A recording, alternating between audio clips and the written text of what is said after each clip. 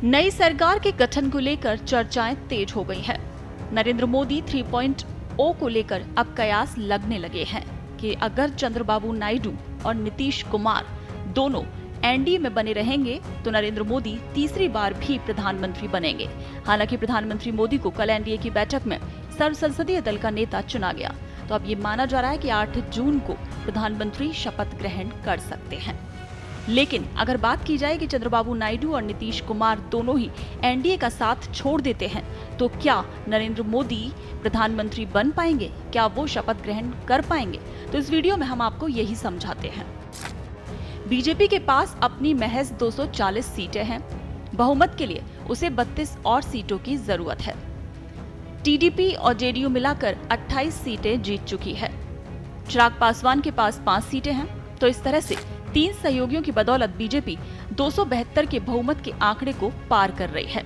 लेकिन अगर चंद्रबाबू नायडू बीजेपी का साथ छोड़ देते हैं, अगर नीतीश कुमार फिर से पलटी मार देते हैं, तो क्या नरेंद्र मोदी का प्रधानमंत्री बनना चंद्रबाबू नायडू और नीतीश कुमार पर ही टिका है, या फिर इन दोनों के साथ के बिना भी नरेंद्र मोदी प्रधानमंत्री बन सकते हैं?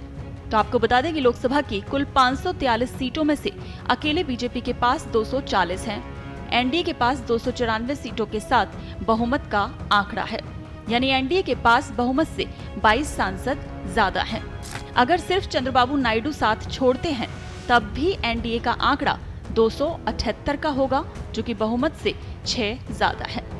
अब अगर चंद्रबाबू नायडू के साथ नीतीश कुमार भी साथ छोड़ देते हैं तब एनडीए का आंकड़ा होगा 266 और ये बहुमत के आंकड़े से 6 कम है।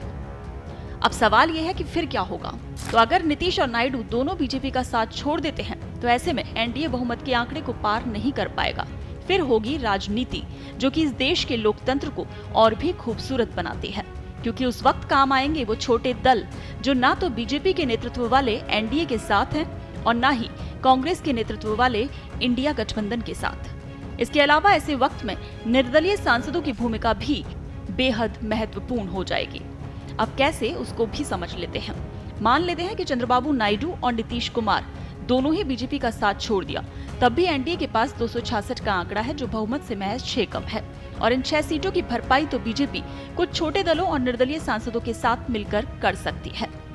इस चुनाव में कुल 7 निर्दलीय सांसदों ने जीत दर्ज की है और इन 7 सांसदों में लद्दाख के सांसद मोहम्मद हनीफा, बारामूला के सांसद इंजीनियर राशिद, दमन और दीव के सांसद उमेश भाई बाबू भाई पटेल, महाराष्ट्र की सांगली लोकसभा के सांसद विशाल प्रकाश बाबू पाटिल, खडूर साहिब के सांसद खालिस्तानी नेता अमृतपाल सिंह, फरीदकोट के सांसद सरबजीत सिंह खालसा और बिहार की पूर्णिया के सांसद राजेश रंजन उर्फ पप्पू यादव शामिल हैं।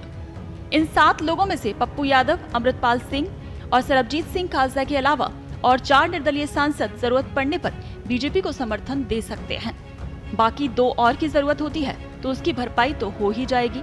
अब चाहे वो भरपाई जगनमोहन रेड्डी कर दे या फिर कोई और, लेकिन इन सीटों की भरपाई तो हो ही जाएगी। लिहाजा बिना नीतीश कुमार और बिना चंद्रबाबू नायडू के भी सरकार बनाने की नौबत आई तो भारतीय जनता पार्टी पीछे नहीं हटेगी।